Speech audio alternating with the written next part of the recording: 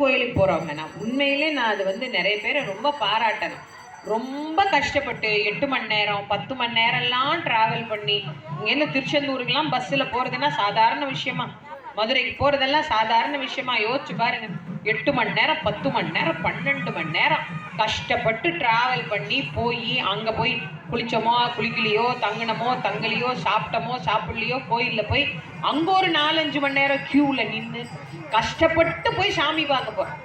ஒரு பழனியில் முருகரையோ, திருச்செந்தூரில் போய் ஒரு முருகரையோ, மதுரையில் ஒரு மீனாட்சியோ, ஸ்ரீரங்கத்தில் போய் ஒரு பெருமாளையோ, ஏதோ ஒரு தெய்வத்தை இவ்வளோ சிரமப்பட்டு பார்க்க போகிறோமே, ஒரு நிமிஷம் பார்ப்போமா அந்த சாமியை?